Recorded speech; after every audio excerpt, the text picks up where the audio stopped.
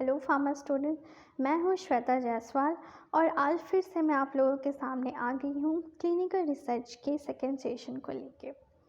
तो अगर अभी तक आप लोगों ने मेरे चैनल को सब्सक्राइब नहीं किया है तो प्लीज़ जाके मेरे चैनल को सब्सक्राइब करें ताकि आने वाले दिनों में आपको क्लिनिकल रिसर्च से सारी अपडेट्स मिलती रहें। तो आज का वीडियो जो है वो है क्लिनिकल ट्रायल के डिफरेंट फेजेस के बारे में। Let's start. हमने पिछले वीडियो में देखा था कि क्लिनिकल रिसर्च का जो सबसे पहला स्टेप्स होता है वो होता है drug discovery and drug development. After drug discovery and drug development के बाद प्री क्लिनिकल ट्रायल्स के लिए जाते हैं। हम क्यों यहाँ पे डायरेक्ट क्लिनिकल स्टडी नहीं कर रहे हैं, क्यों प्री क्लिनिकल के लिए हम जा रहे हैं? क्योंकि हम डायरेक्टली ह्यूमन पे स्टडी नहीं कर सकते हैं। अगर हमने ह्यूमन पे डायरेक्टली स्टडी किया हो सकता है ह्यूमन की लाइफ को ख़तरा हो सकती है, क्योंकि हमें अभी ड्रग की एफिशिएंसी नहीं पता है, ड्रग की टॉक्सिसिटी नहीं पता है, ड्रग की हार्मफुल साइड इफ़ेक्ट्स नहीं पता है। तो ये सारी चीज़ें हमें जानने के लिए हम क्या करते हैं, सबसे पहले प्री क्लिनिकल स्टडी कंडक्ट करते हैं। प्री क्लिनिकल स्टडी होने के बाद जो भी डाटा ऑब्टेन होते हैं वो डाटा को सबमिट किया जाता है to the regulatory for the review and approval purpose. फिर रेगुलेटरी अथॉरिटी इसको पूरा का पूरा रिव्यू करती है। रिव्यू करने के बाद ही वो अप्रूवल देती है for the further next step के लिए। तो हम इस डाटा को किस फॉर्म में सबमिट करते हैं? हम इस डाटा को IND फाइलिंग के रूप में सबमिट करते हैं। IND फाइलिंग का मतलब है इन्वेस्टिगेशनल न्यू ड्रग एप्लीकेशन।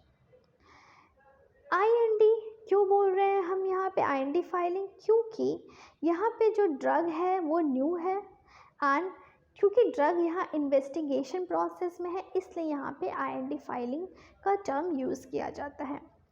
जब हम डाटा जो हमें प्री क्लिनिकल ट्रायल से मिले हैं हम उसको IND फाइलिंग के रूप में टू द रेगुलेटरी को सबमिट करते हैं for the review and for the approval purpose.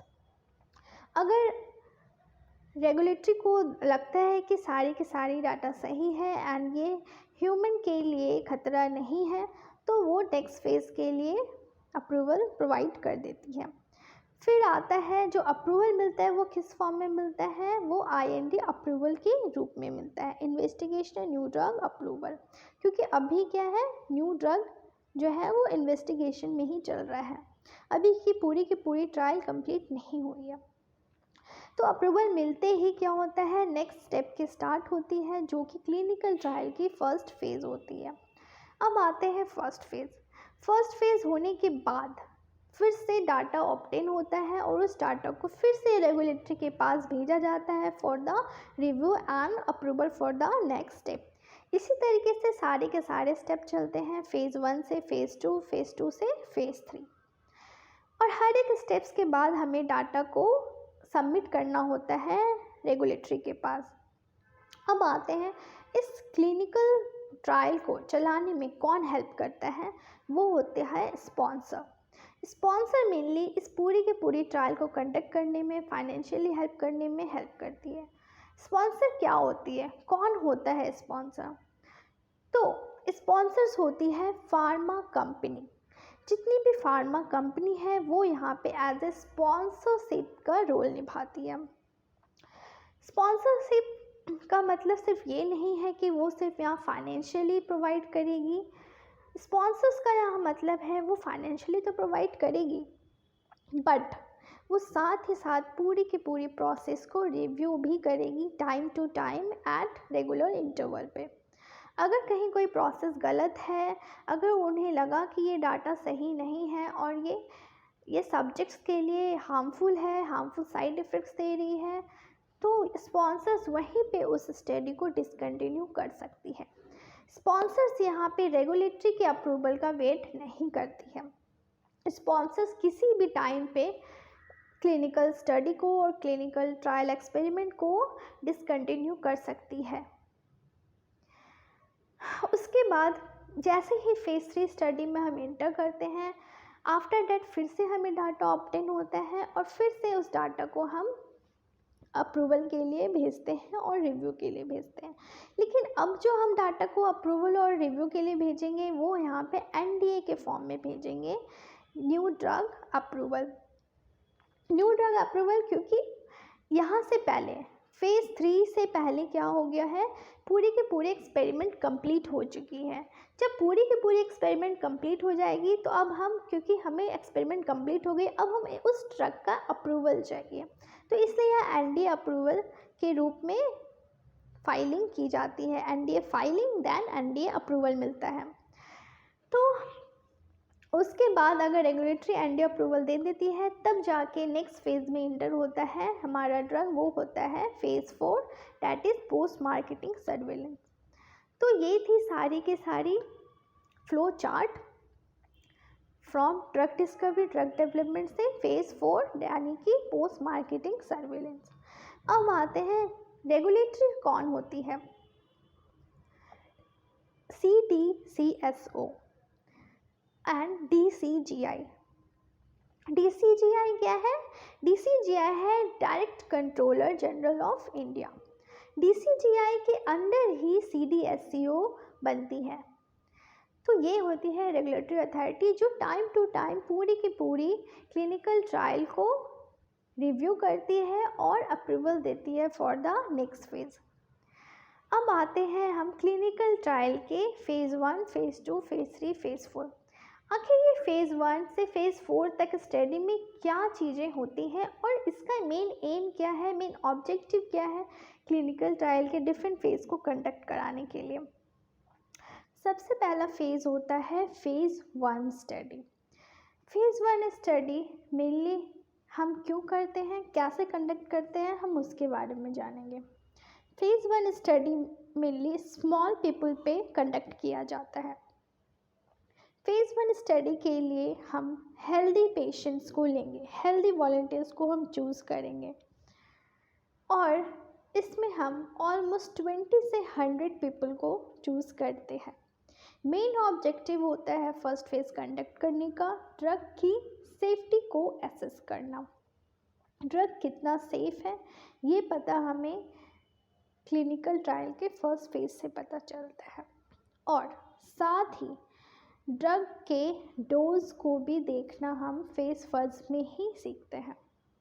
मतलब क्लिनिकल ट्रायल के फर्स्ट फेज़ में हम यहाँ मल्टीपल डोजिंग को देख के हम एसेस करते हैं हेल्दी वॉलंटियर्स में कि कितना सेफ डोज होना चाहिए एक हेल्दी पेशेंट के लिए, कितना मिनिमम डोज, कितना मैक्सिमम डोज सेफ़ है। तो सेफ्टी पर्पस के लिए हम मेनली फर्स्ट फेज़ को कंडक्ट करते हैं। हमारे माइंड में एक क्वेश्चन आता है कि क्यों नहीं हम यहाँ डिजीज़ पेशेंट को चूज़ करते हैं। डिजीज़ पेशेंट को हम इसलिए यहाँ चूज़ नहीं करते हैं क्योंकि जो डिजीज़ पेशेंट होती है वो ऑलरेडी इम्यूनोसप्रेसेंट होती है, क्योंकि ऑलरेडी वो बहुत सारी मेडिकेशन ले रही होते हैं और अगर हम इस ड्रग को देंगे जो हमारी टेस्टिंग ड्रग है तो हो सकता है उस ड्रग का इंट्रैक्शन हो, ड्रग इंट्रैक्शन शो करे तो हमें ऑप्टिमम जो इफ़ेक्ट है ड्रग का वो देखने को ना मिले। तो इसलिए हम हमेशा फर्स्ट फेज़ में हेल्दी वॉलंटियर्स ही चूज़ करेंगे। नेक्स्ट आते हैं phase 2। Phase 2 study mainly first phase के कंपैरिजन में थोड़ा ज़्यादा पॉपुलेशन चूज़ करते हैं। यहाँ पे हम ऑलमोस्ट 100 से 300 पॉपुलेशन लेंगे, बट यहाँ पे स्टडी हम डिजीज़ पेशेंट्स पे करेंगे। मतलब अगर हमें कार्डियोवैस्कुलर का क्लिनिकल ट्रायल करना है तो हम यहाँ पे कार्डियक डिजीज़ वाले पेशेंट को चूज़ करेंगे। यहाँ पे जो क्लिनिकल स्टडी जो होती है सेकेंड फेज़ में, मेन यहाँ पे ऑब्जेक्टिव होता है ड्रग की साइड इफ़ेक्ट को एसेस करना और ड्रग की एफिकेसी को एसेस करना। ड्रग कितना एफिशिएंट है इस कार्डियोवैस्कुलर डिजीज़ को ठीक करने के लिए और कोई साइड इफ़ेक्ट्स तो नहीं शो हो रहे। ये सारी चीज़ें हमें फेज़ 2 में देखने को मिलती है। फिर आते हैं phase 3। Phase 3 mainly large population पे किया जाता है। यहाँ पे फिर हम डिजीज़ पेशेंट ही चूज़ करेंगे। फेज़ 3 क्योंकि ऑलमोस्ट ये लास्ट ट्रायल होता है, इसलिए हम यहाँ पे लार्ज नंबर ऑफ पॉपुलेशन पे हम ट्रायल करते हैं। यहाँ पे हम सेम कंट्री के डिफरेंट जोग्राफिकल एरिया से पॉपुलेशन को लेंगे, ताकि अगर डिपेंडिंग ऑन वेदर कंडीशन अगर उनकी बॉडी की अडेप्टिविटी दूसरी होगी, चेंज होगी, तो इस वजह से हो सकता है ड्रग का इफ़ेक्ट भी चेंज हो। तो हम यहाँ पे डिफरेंट जोग्राफिकल एरिया से पॉपुलेशन को कलेक्ट करते हैं और ह्यूज नंबर ऑफ पॉपुलेशन का डाटा कलेक्ट करते हैं, क्योंकि हमें ह्यूज नंबर ऑफ पॉपुलेशंस के डाटा रिक्वायर्ड होते हैं to assess the efficacy, efficiency and side effects. तो यहाँ पे हम ऑलमोस्ट 1000 से 3000 पेशेंट्स लेंगे इस स्टडी को पूरा करने के लिए। फेज़ 4 स्टडी का भी मेन मोटो होता है सेफ्टी पर्पस को असेस करना, ड्रग के सेफ्टी पर्पस को देखना। फेज़ 4 मेनली होता है पोस्ट मार्केटिंग सर्वेलेंस स्टडी। यहाँ पे क्या होता है, अगर हमने फेज़ 1 से फेज़ 3 तक जो भी स्टडी की है, अगर उसमें से कोई साइड इफ़ेक्ट्स रह गया है, कुछ इवेंट्स एडवर्स इफ़ेक्ट्स हमें देखने को नहीं मिले, हो सकता है कि हमें लार्ज नंबर ऑफ पॉपुलेशन में जब हम ये मेडिसिन को मार्केटेड कर रहे हैं उसमें देखने को मिले। तो इसलिए ताकि जो भी इवेंट्स, एडवर्स इवेंट्स या साइड इफ़ेक्ट्स हमें देखने को ना मिले, चांसेस है कि हमें अभी पोस्ट मार्केटिंग सर्विलेंस से वो डाटा मिल जाए।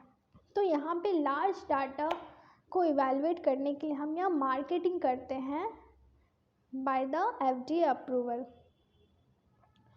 तो यहाँ पे मेन ऑब्जेक्टिव होता है ड्रग को पोस्ट मार्केटिंग सर्वेलेंस में डालने का, वो भी सेफ्टी पर्पस के लिए ही किया जाता है।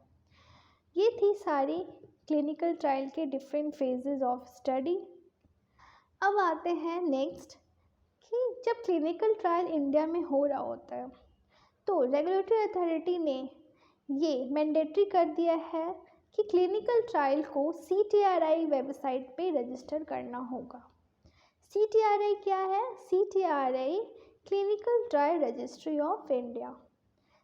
2009 से ये मैंडेटरी है कि जितनी भी इंडिया में क्लिनिकल ट्रायल्स होंगे वो क्लिनिकल ट्रायल्स यहाँ पे रजिस्टर करना ज़रूरी है। तो ये सारे प्रोसेस थे क्लिनिकल ट्रायल का फेज़ 1 से फेज़ 4। नेक्स्ट वीडियो में हम डिस्कस करेंगे कौन कौन से स्टेक होल्डर्स हैं, कौन कौन से पार्टीज़ हैं जो क्लिनिकल रिसर्च में इन्वॉल्व हैं। तो आज के लिए इतना ही। Thank you.